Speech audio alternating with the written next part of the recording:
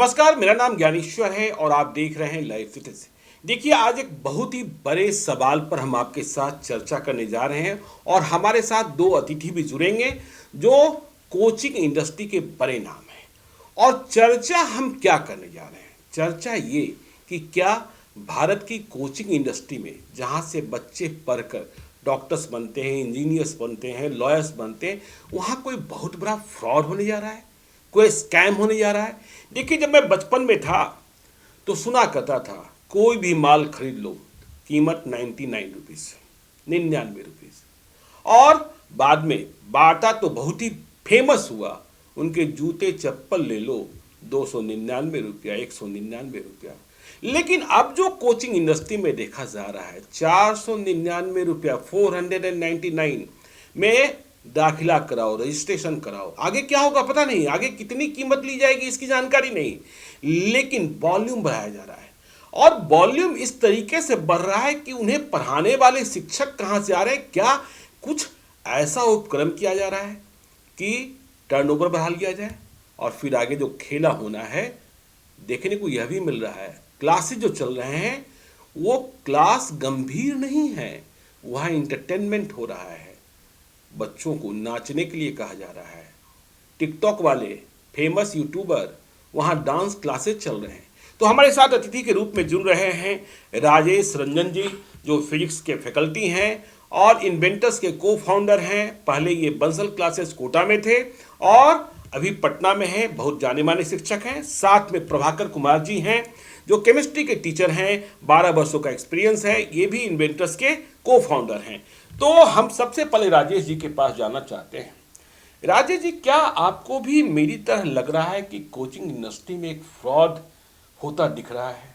जिस तरीके से 499 रुपया, जिस तरीके से क्लासेस हम देख रहे हैं कि बस संख्या बढ़ता जाए, रिजल्ट्स क्या आएंगे नहीं आएंगे भगवान मालिक है। यह भी सुनने को आ रहा है कि आपको क्लास कितना करना है यह आपकी मर्जी है। 4 क्लास में आप 2 क्लास भी करके जा सकते हैं। 2 क्लास में भी क्या हो रहा है क्या नहीं हो रहा है। बहुत सुंदर सुंदर जो टीचर हैं वो भर्ती की जा रही हैं, जिनकी चमक जो है पढ़ाई के कारण नहीं दूसरे कारणों से है। तो जो ये चर्चाएं चल रही है कि इंडिया की कोचिंग इंडस्ट्री में एक बड़ा फ्रॉड दिखने को मिल रहा है, आपको क्या लगता है? पहले तो सर आपका बहुत बहुत धन्यवाद कि आप इतने इम्पोर्टेंट मुद्दे पे जी आज ये एक हम लोग को बुलाए हैं बात करने के लिए। जी एक्चुअली आज का जो समय है, जिस तरह के बच्चे आ रहे हैं खासकर कोविड के बाद, जी उन बच्चों को अट्रैक्ट करने के लिए कुछ कोचिंग ऐसा कर रहे हैं कि जैसे एक जाल बिछाया गया हो, एक चमक दिखाया गया हो कि यही सब कुछ है।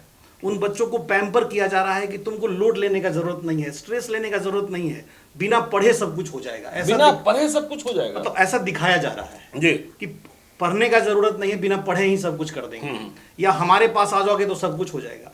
ऐसा कुछ होता है नहीं जी। पढ़ाई का काम पढ़ाई से ही हो। अगर बच्चे को फिजिक्स पढ़ना है तो फिजिक्स उसको पढ़ना पड़ेगा, समझना पड़ेगा, सवाल बनाना पड़ेगा, खूब प्रैक्टिस बच्चा करेगा तब जाके उसका सिलेक्शन होगा। लेकिन आजकल ऐसा हो रहा है कि कोचिंग्स अपना बिजनेस बढ़ाने के लिए जी वो क्या कर रहे हैं कि बच्चों के भविष्य से खेल रहे हैं। एक तरह से बच्चों को क्या चाहिए उनसे उनको मतलब नहीं है, उनको अपना बिजनेस करना है। बच्चों के लिए सही पढ़ाई क्या है, बच्चे का सिलेबस हो रहा है कि नहीं हो रहा है विद इन टाइम, इससे उनको कोई मतलब नहीं। राजेश रंजन जी, आप भी फिजिक्स के शिक्षक हैं, 18 वर्षों का एक्सपीरियंस है, रोज आप क्लासेस लेते हैं जी। तो जो नया ट्रेंड है जी कि क्लास के भीतर म्यूजिक शुरू हो जाए, डांस शुरू हो जाए, शेर व शायरी शुरू हो जाए। हमने जो समझा है, देखिए मैं तो फिजिक्स और केमिस्ट्री कम ही समझता हूँ, लेकिन फिजिक्स में तो सूत्र और फार्मूला होते हैं। क्या उन्हें आप इन म्यूजिक से या शेर व शायरी से या इतिहास की कथाओं से या यूट्यूब के किस्सों से या जो व्हाट्सएप यूनिवर्सिटी है उनसे समझा सकते हैं क्या? बिल्कुल नहीं सर। फिजिक्स हो या केमिस्ट्री हो या मैथमेटिक्स हो या इवन बायोलॉजी हो, जो भी साइंस का सब्जेक्ट है, बच्चे को उसको समझने के लिए पूरा अटेंशन देना पड़ेगा सब्जेक्ट पे। अगर हम बीच में पढ़ाते पढ़ाते शेर व शायरी करने लगेंगे या बच्चे को कुछ और दिशा में डाइवर्ट कर देंगे तो ऐसा लगता है कि बच्चे को लगता है कि चलो कूल माहौल हो रहा है, कूल माहौल है। ऐसा सुनने को मिला कि कूल माहौल, ऐसा कोई कूल माहौल से साइंस की पढ़ाई नहीं होती है। आप अगर हम कोई फिजिक्स का कोई लॉ पढ़ा रहे हैं बच्चों को, और अगर हम उसको अटेंशन नहीं दे पाएंगे, वो जो कंसंट्रेशन है, जो पूरा कंसंट्रेट होके बच्चा सुनेगा, जैसे मान लीजिए हमारे क्लास में 100 बच्चे बैठे हुए हैं, उसी 100 बच्चे में 10 बच्चा ऐसा है जो सीख के सवाल बना रहा है, बाकी नहीं बना पा रहा है। क्यों नहीं बना पा रहा है? क्योंकि वो 10 बच्चा पूरा कंसंट्रेट होके हमारी बात को सुन रहा है और बाकी बच्चा का ध्यान कहीं और है। तो अगर हम ही टीचर होके अगर कुछ शेरो शायरी बोलने लगे या उनका ध्यान भटका दें, तो वो भी 10 बच्चे जो पढ़ने वाले हैं उनका भी ध्यान भटक जाएगा और वो भी जो है सवाल नहीं कर पाएंगे। प्रभाकर जी देखिए, मैं आपके पास आता हूँ। जैसा राजेश रंजन जी ने कहा, पैम्पर्ड क्लासेज हो रहे हैं, तो इन्होंने जैसा कहा, लेकिन मुझे ऐसा लगता है कि ये जो नया प्रयोग है, कहीं ऐसा तो नहीं है कि केमिस्ट्री, फिजिक्स, मैथमेटिक्स, बायोलॉजी ये बहुत कठिन सब्जेक्ट हैं और कक्षाएं लंबी लंबी चलती हैं, कई घंटों की कक्षाएं चलती हैं, कि छात्र जब कठिन प्रश्नों से, डिफ़िकल्ट क्वेश्चन से, टफ क्वेश्चन से जब परेशान हो जाते हैं, तो उनका टेंशन रिलीज कराने के लिए आप लोग क्लासेस में जो नया ट्रेंड चल रहा है, आप भले ना करा रहे हो, वहाँ म्यूजिक हो जाए, वहाँ डांस हो जाए, क्या इसका फ़ायदा मिलता है या फिर इसी में समय ज़्यादा चल रहा है? सर देखिए, जो साइंस की पढ़ाई है जी, जो जेईई मेन, जे एडवांस और नीट की जो तैयारी होती है, उसका सिलेबस बहुत ही वास्ट है और उस पूरे सिलेबस को विद इन टाइम फ्रेम कराना पड़ता है, ताकि बच्चे अपना सिलेबस समय पे कंप्लीट करके लॉट ऑफ रिवीजन करें और तब जाकर के एग्जाम में जाकर के कम्पीट करें। जी, तो अगर हम उनके पढ़ने के समय में एग्जाम्पल ले लिया जाए, अगर 1.5 घंटे की क्लास है, अब 1.5 घंटे की क्लास में ये आपने सही कहा कि सब्जेक्ट कठिन है, तो टेंशन रिलीज करने के लिए हम लोग पढ़ाई का ही कोई एग्जाम्पल देते हैं। लेकिन अगर हम कंटिन्यूअस ऐसा करने लगे कि क्लास में हम शेरो शायरी कंटिन्यू बोल रहे हैं, भोजपुरी गाना नहीं, भोजपुरी गाना हम लोग तो ऐसा नहीं करते हैं, अगर भोजपुरी गाना चल रहा है, बच्चे डांस कर रहे हैं, तो कहीं ना कहीं टाइम कंजर्वेशन फेल नहीं करेगा।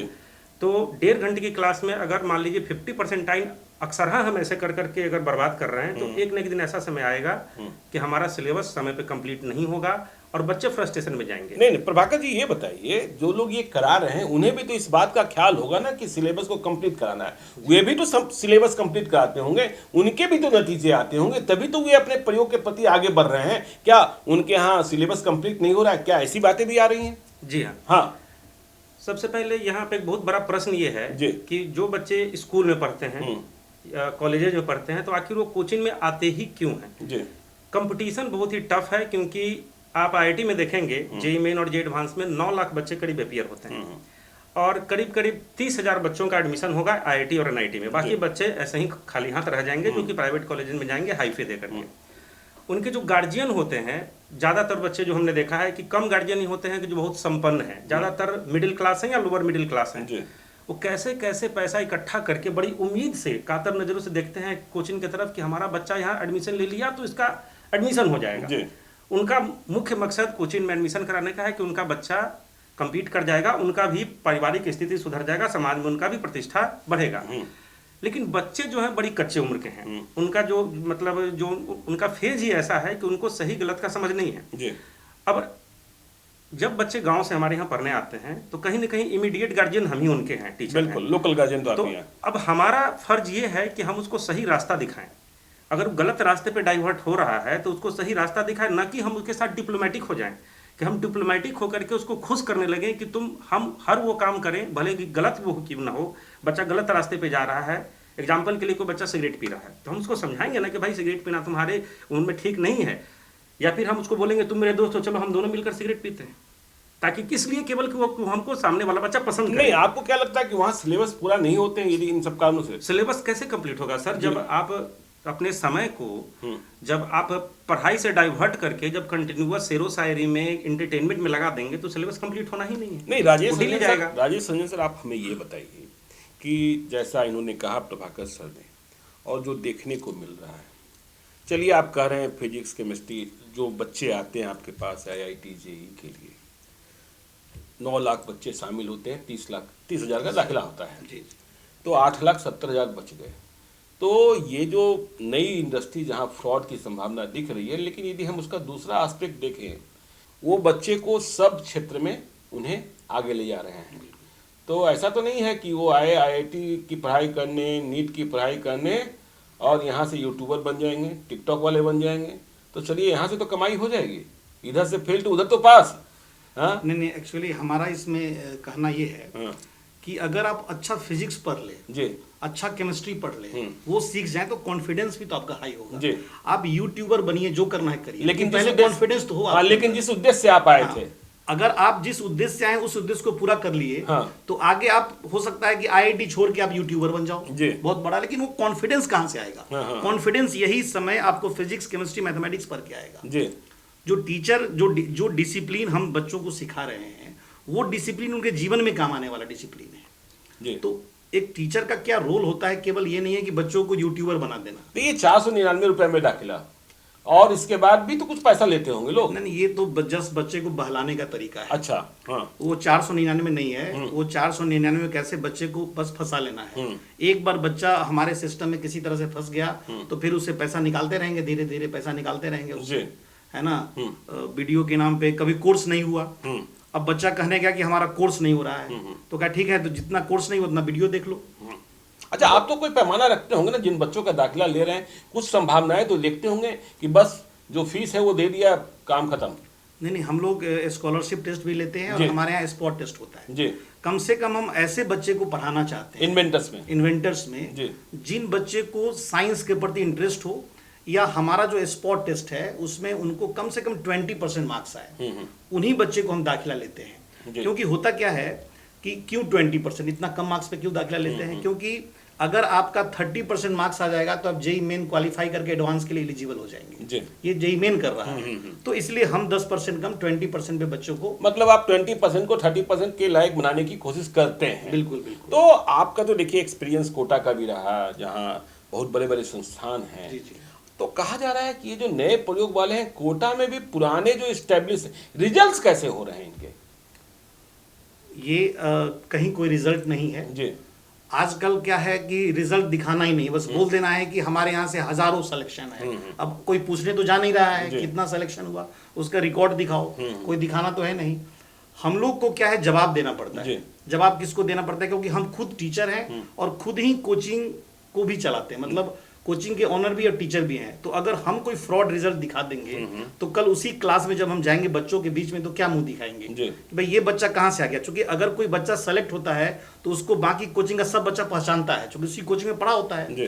तो हम ये नहीं दिखा सकते। वो लोग वो दिखा सकते हैं जो कभी सामने बच्चों के आते नहीं है, तो वो कुछ भी दिखा सकते हैं। तो प्रभाकर जी, हम आपसे ये जानना चाहते हैं कि क्या ये एक फ्रॉड का रूप लेता दिखाई पड़ रहा है कि बच्चों को किसी तरीके से फांस लेना है, कंपनी का टर्नओवर बढ़ा देना है, और ये कर सकते हैं, ये बिजनेस का मॉडल हो सकता है। एज ए बिजनेसमैन वो सफल हो सकते हैं। लेकिन अगर बच्चे के पॉइंट ऑफ व्यू से देखें तो बच्चे जब तक वहाँ पढ़ते रहते हैं तब तक तो उनको एंटरटेनमेंट मिलता रहता है, लेकिन जब जिस दिन वो एग्जाम में शामिल होते हैं उस दिन उनको रियलिटी सामने में आता है, फिर रोने के अलावा कुछ बचता नहीं है। अच्छा, ये बच्चे जो वहाँ पढ़ रहे होते हैं, तो जो सीरियस पढ़ाई करने वाले बच्चे होते हैं उनके ड्रॉप आउट्स भी बढ़ जाते होंगे। बहुत ज्यादा। आपका क्या एक्सपीरियंस है? क्या ऐसे बच्चे आप लोग के यहाँ पहुँचते हैं? बिल्कुल पहुँच रहे हैं। बिल्कुल। जो भी सीरियस बच्चे होते हैं उस बात को महीने 2 महीना में पकड़ लेते हैं, वो वहाँ से तुरंत पैसा दे दिए तो दे दिए, ड्रॉप करके किसी अच्छे संस्थान में पकड़ लेते हैं। लेकिन जो बच्चे सीरियस नहीं है उतना, या फिर उनको समझ नहीं है, या फिर उनको दोबारा पैसा देना डिजर्व नहीं कर सकते हैं, वो अपना टिके रहते हैं कि चलो भाई देखते हैं, शायद कुछ हो जाए उम्मीद पे, लेकिन फिर उनका धीरे धीरे स्पॉइल ही होता चला जाता है कैरियर। अच्छा, हमें राजेश रंजन सर ये बताइए, आप रोज कक्षा लेने जाते हैं, क्लास लेने जाते हैं, कभी मेकअप आर्टिस्ट की जरूरत समझा क्या आपने? कोई जरूरत नहीं है, टीचर को मेकअप आर्टिस्ट बनने का जरूरत नहीं है। लेकिन कहने वाले लोग कह रहे हैं कि आजकल कई संस्थान है जहाँ मेकअप आर्टिस्ट होते हैं, पहले ग्रीन रूम में तैयार कराया जाता है ताकि वो सुंदर दिखें, सुंदर परफॉर्म करें, बच्चों का मनोरंजन कर दें। क्या ऐसा भी है? ऐसा तो हम लोग भी सुने हैं कि भाई कई सारे ऐसे टीचर हैं जो इसी के लिए टीचिंग में आए हैं कि बच्चों को अपनी तरफ अट्रैक्ट करना है, अपने चेहरे से, अपने ड्रेसिंग सेंस से, अपने मेकअप से। लेकिन ये जो भी चीज हो रहा है बच्चों के लिए बहुत बड़ा फ्रॉड है। पेरेंट्स को इसके लिए जरूर ध्यान देना चाहिए, पेरेंट्स को, कि उनका बच्चा क्या पढ़ रहा है। अगर मोबाइल में भी वो कोई ऑनलाइन क्लास कर रहा है तो किस टीचर का कर रहा है।